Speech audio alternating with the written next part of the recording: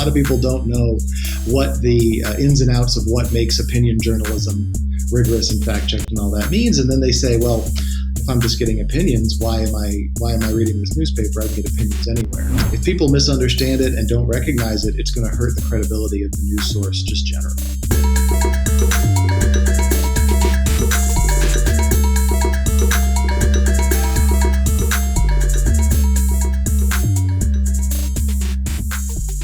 Welcome to the Media Jungle Video Podcast. I'm your host, Alex Ragir, coming to you every week to break down the business behind the news industry, the future of media, and the creator economy. Subscribe to our Substack newsletter and YouTube channel, and leave a review on Apple Podcasts if you like the show. We appreciate your support. On this episode, I'm joined with Joshua Darr, a researcher at LSU and author of Homestyle Opinion, a book that talks about the evolution of opinion sections and how local news can slow polarization.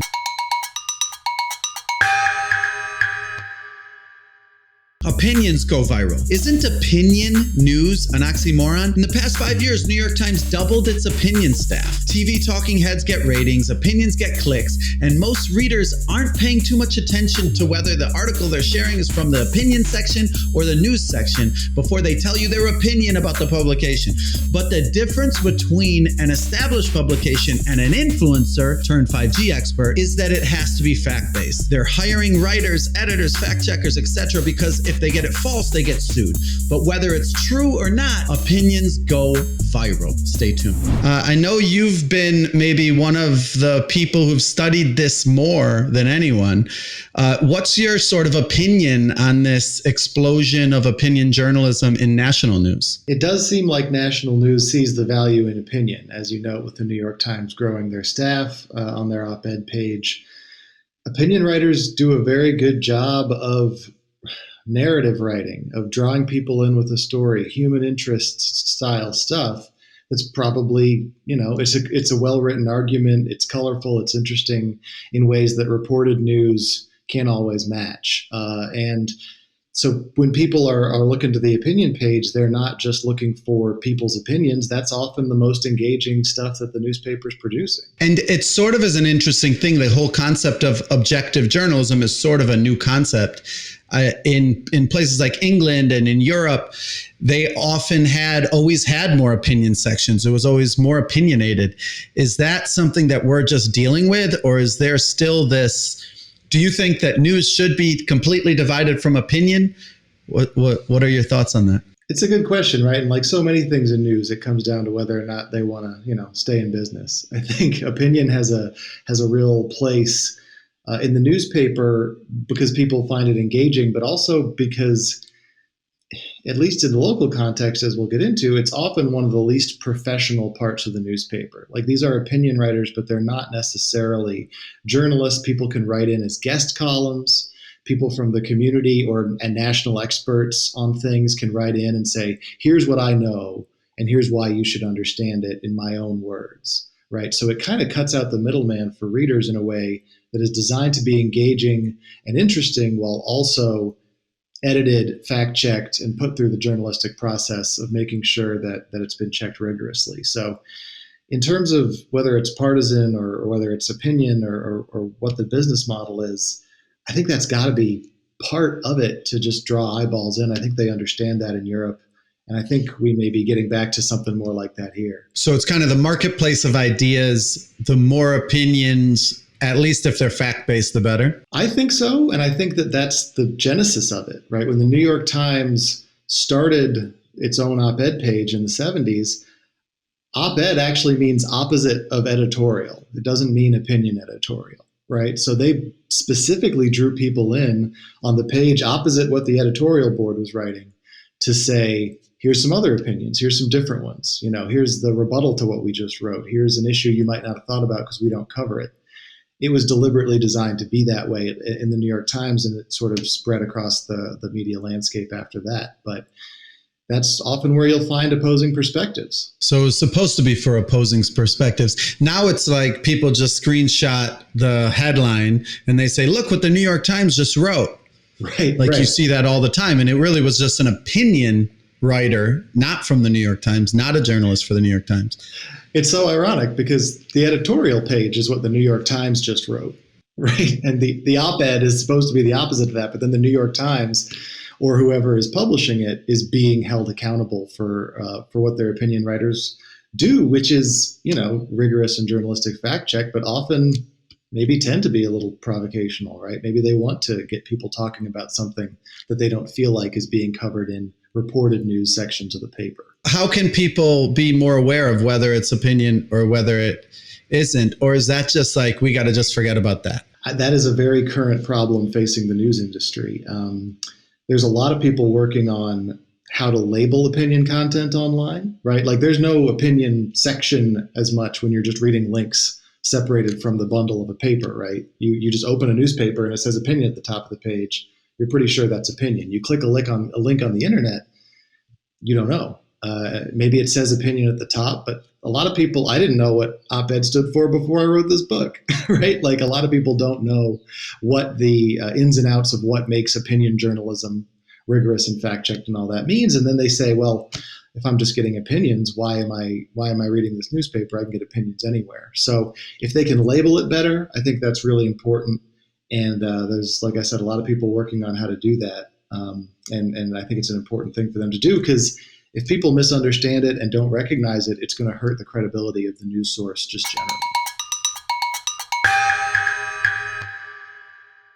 One of your main focuses of your study is sort of the effects of local opinion sections versus national opinion sections. Interestingly enough, this month, Gannett, which owns 250 newspapers, said that it's scaling back its opinion section for its local news, and that the use of local news sites giving you opinion on national news is not needed, because you get all of that from the internet. So it seems like they're also, though, at the same time doubling down on local opinions, what they're saying that highlighting expert local voices that are not the same old talking heads and political hacks is a good thing. What do you think about that? And do you think, is that the right direction? Is local news opinion sections more better than national news? I would say yes. I think local opinion sections work better, both for the newspaper and for the public, when they're not filled with national news. I think back in the day, when it was your only source, there was value in getting both national and local opinions in there, because you couldn't go to the internet and get literally any national politics opinion you want for free at any time, right? The marketplace for national political opinions, I don't think is going to run dry anytime soon. But if you're devoting valuable space to syndicated content that you're paying for, talking about national politics that they get anywhere, people are going to start to wonder, why am I doing this? Why am I reading this in a local paper? And they're going to start thinking like partisans. And that's what we found in our study, where we partnered with the local newspaper that decided to just get rid of that national stuff on their opinion page. Which newspaper? This was the Desert Sun in Palm Springs, California, back in July 2019. They said, we're just not going to publish anything about national politics. So it was the middle of the Democratic primaries, nothing about that, nothing about President Trump, nothing about Congress, entirely about Palm Springs and California state politics for a month. And so in the book Homestyle Opinion that you introduced me with, we studied how that affected the content of the opinion page, and used pre-post surveys of the area to see whether it affected people's political opinions and political distance from one another. Yeah, so that makes a lot of sense, because the internet basically brings you the national news. Almost exclusively. And opinions about national news are everywhere. And so, but it seems a little bit like people listening might be like, who still reads a newspaper? So it's a little bit like, do you think those are like syndicated columnists? It seems like is that really still a big thing? Yes, it is. Although, when Gannett makes a move like that, it makes it maybe less of a big thing. Gannett striking out against national opinion columnists is probably a blow to that syndicated industry, because they own a large percentage of U.S. daily newspapers now. The whole, the point of making the opinion page local, however, is that it gives a voice to community members and to state legislators and to local groups, interest groups that might be able to reach a broader public than they otherwise would have, with the credibility of the newspaper behind it. And that is valuable. And, we found the strongest effects of lessening polarization, which is what we found. There was a slowdown in political polarization in this area. People weren't as much disliking each other, the other side politically. They weren't feeling as socially distanced from those people. Before the pandemic, we were talking about social distance. They didn't feel as socially disconnected from each other. And that's because they weren't reading about partisan conflict in faraway Washington, D.C., from Palm Springs, California.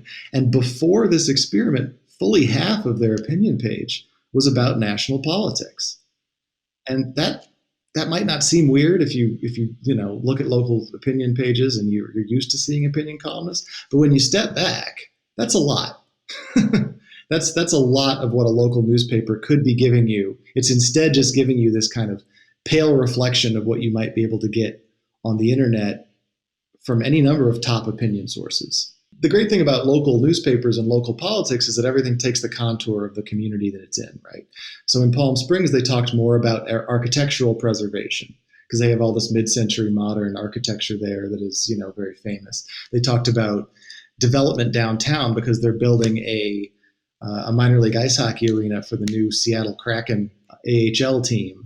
And they're worried about traffic, and they tried to build it on a Native American casino, and then that ended up getting rebutted. And the land that was tied up with some of this stuff was involved in a mayoral corruption scandal. I mean, it was just the most local politics stuff you can get.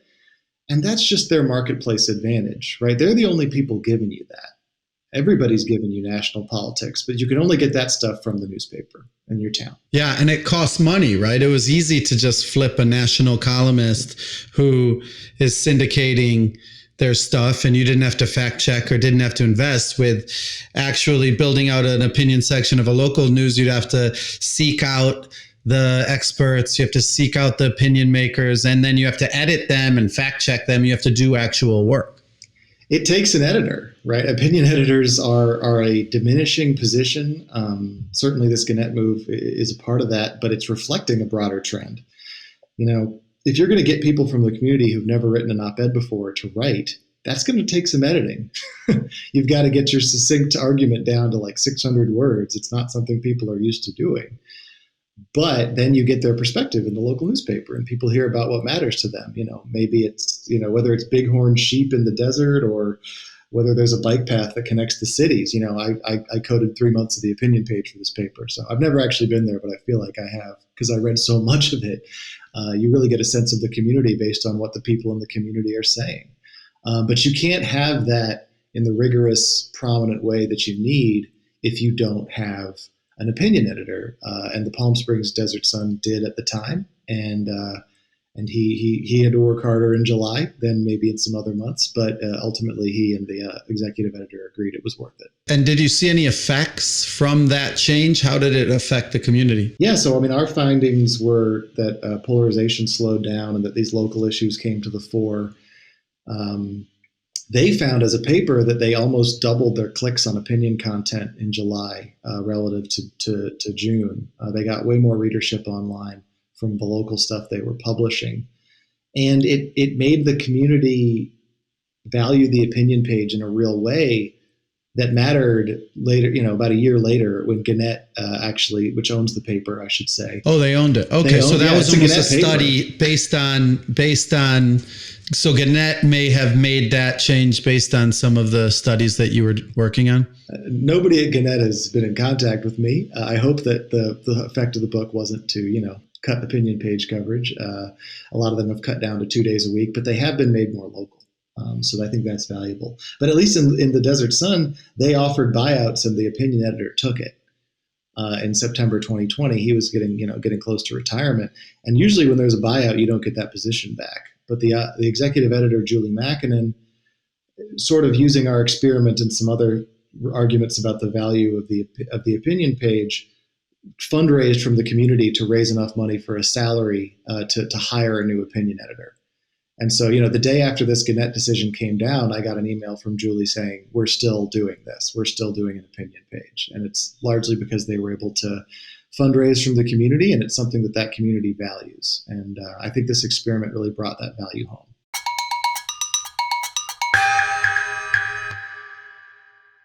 Part of your study found the original study found that the decline in local news sites covering local issues meant that people basically just started reading more national news. You also found that it resulted in much less split ticket voting, where people were voting across party lines during election.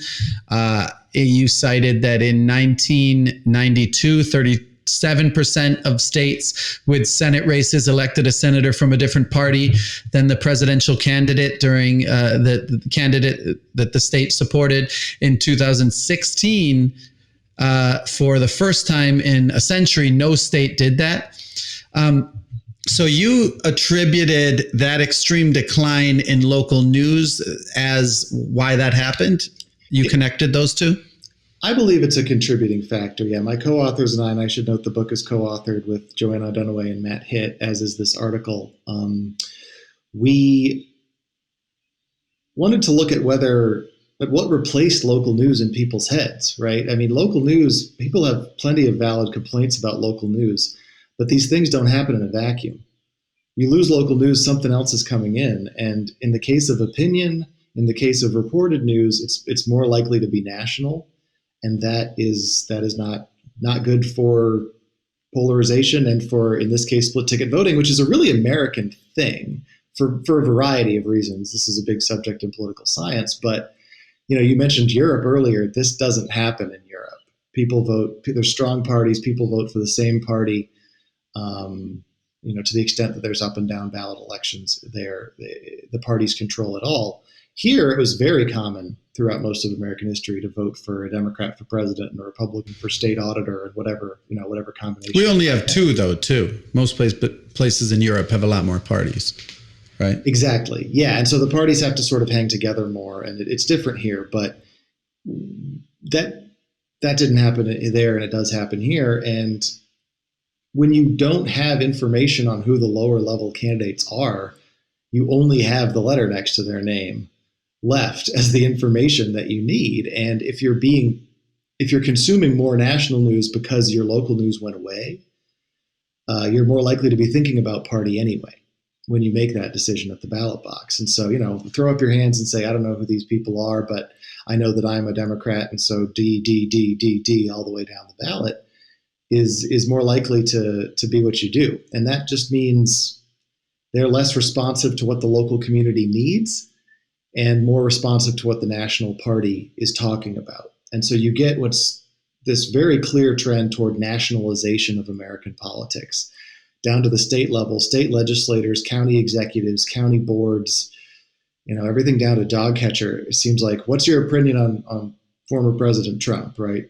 This is what's going to decide people's vote for a state legislative seat. Like, that's probably not the top concern of a state legislator. And if it is, maybe they should talk to their constituents some more. So with local opinion sections, it's almost like a distraction. You're like when a baby's crying, you say, hey, look at this. Right.